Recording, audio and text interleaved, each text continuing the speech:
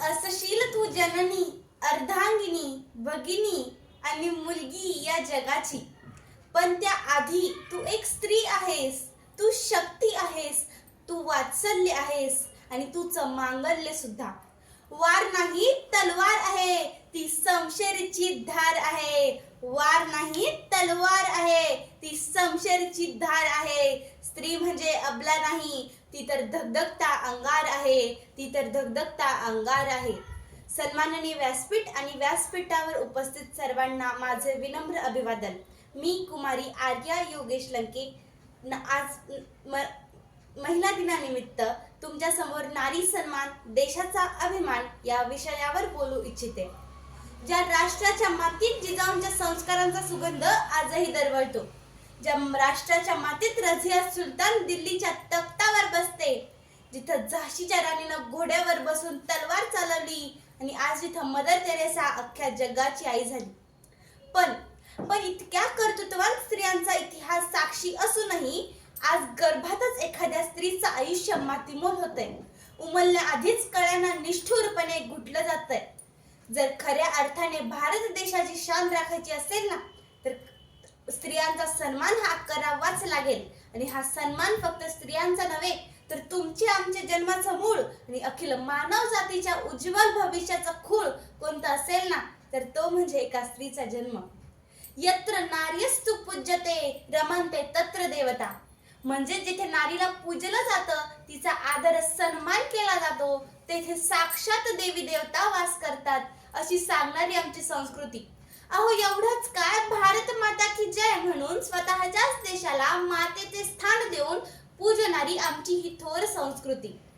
पण एवढे असूनही नारी सन्मान देशाचा अभिमान या विषयावर बोलावं लागतंय, ही खरंच खूप लाजिरवाणी गोष्ट नाही का?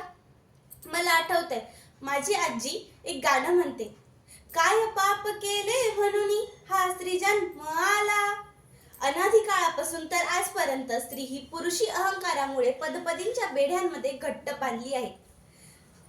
पण तरीही असंख्य आव्हाने पेलत ती आता सक्षम होऊन तिने तिचे कर्तृत्व सिद्ध केले आहे. पण तरीही आपण हे मान्य करायला तयारच नाही.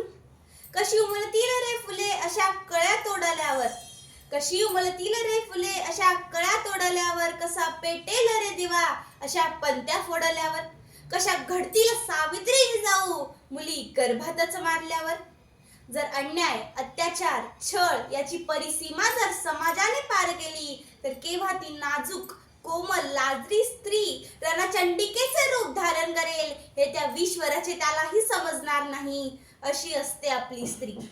चंड मुंड भंडासुर खंडिनी जगदंबे, उदंड दंड महिषासुरवर्धिनी दुर्गे, असे दुर्गेचे रूप असणाऱ्या समस्त स्त्रियांना माझा मानाचा मुजरा.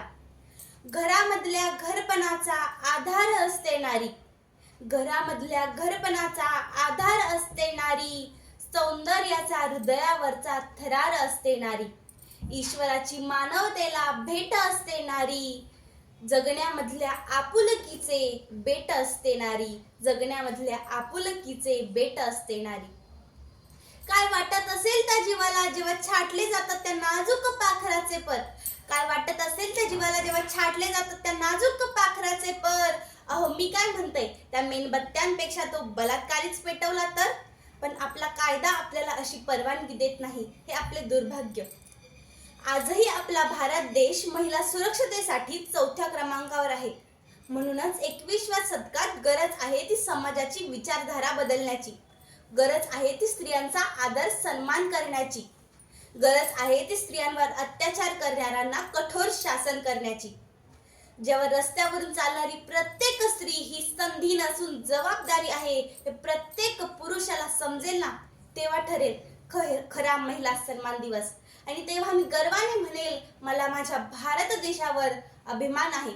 जाता जाता एवढंच म्हणेल, अगं तलवारीपेक्षा तीक्ष्ण तुझ्या नजरेची धार हाय, अगं तलवारीपेक्षा तीक्ष्ण तुझ्या नजरेची धार हाय, महाराष्ट्राची वाघीण तू भवानीचा वार हाय, अगं भगव्याची रक्षणी तू स्वराज्याची मेघ हाय, अगं भगव्याची रक्षणी तू स्वराज्याची मेघ हाय.